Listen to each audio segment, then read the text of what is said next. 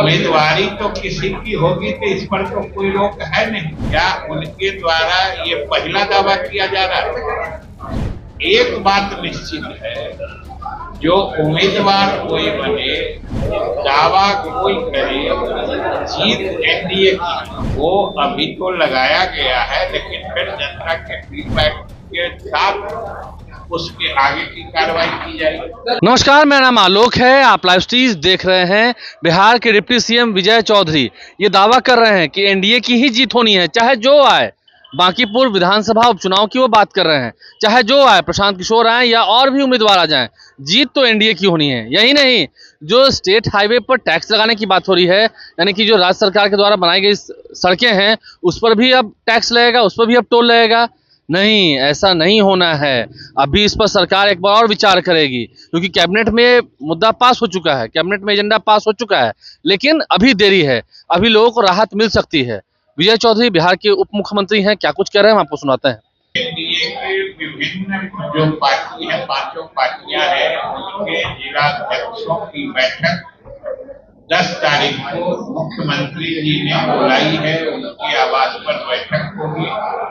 उसमें सभी पार्टी के सभी जिलों के अध्यक्ष रहेंगे और सरकार के मंत्रीगण रहेंगे। सरकार के कामकाज के बारे में पार्टी के पदाधिकारियों से फीडबैक लिया जाएगा। अगर उनकी समस्याएं होगी तो निराकरण किया जाएगा।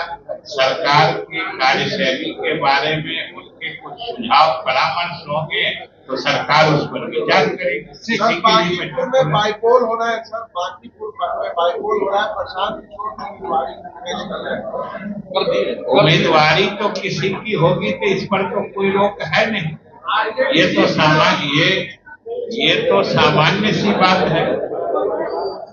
आप लोगों में से भी किसी को मन हो तो उम्मीदवार बन सकते हैं। ये आपको इस न्यूज में क्या खासियत लग रही है, सो बताइए। उपचुनाव होने वाला है और कोई व्यक्ति अगर उम्मीदवार बन रहा है तो आपके लिए ये प्रश्न क्यों बनता है? आप लड़ाई देखते हैं सर? आपके लिए ये प्रश्न क्यों बनता है? और अभी धैर्य से रहिए, बहुत उम्मीदवार आएंगे, अलग अलग पार्टियों के उम्मीदवार आएंगे, लेकिन हम आप लोगों से समझना चाहते हैं, जो कोई आदमी उम्मीदवार बनता है तो ये आपके लिए प्रश्न क्यों बनता है? चुनाव है तो धैर्य रखिए, अभी और उम्मीदवार बने। सवाल ये है सर, सवाल ये है, प्रशांत किशोर का ये दावा रहा है कि हम भारत की सरकार बनाए, हम तेलंगाना की सरकार नदी को मुख्यमंत्री बनाए, लेकिन खुद वो मैदान में उतर रहे हैं। क्या उनके द्वारा ये पहला दावा किया जा रहा है? इसके पहले आपने उनको दावों को नहीं सुना था। जैसे हमने कहा, उम्मीदवार होने के लिए सभी स्वतंत्र हैं, दावे करने के लिए भी सभी स्वतंत्र हैं, लेकिन एक बात निश्चित है, जो उम्मीदवार कोई बने, दावा कोई करे, जीत एनडीए की। शत्रुघ्न सिन्हा ने प्रशांत किशोर का समर्थन किया है बांकीपुर में। शत्रुघ्न सिन्हा हमने क्या कहा कि उम्मीदवार कोई बने, समर्थन कोई किसी को दे, जीतेगा एनडीए का।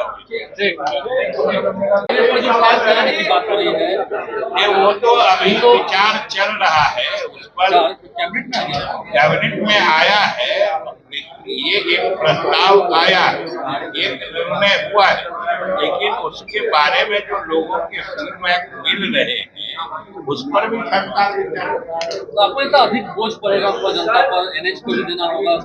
नहीं, तो सवाल है कि कहीं पर भी टैक्स लगता है तो उसको जनता पर पड़ता है, लेकिन बिना टैक्स के भी सरकार का काम नहीं करता है।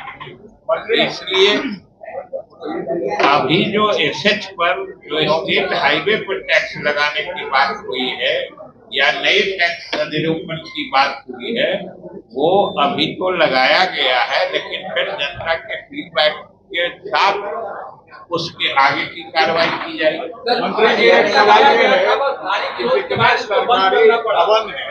सबको लोग अपने पार्टी के नाम पर जो झंडा है उसी की तरह कलर कर रहे हैं।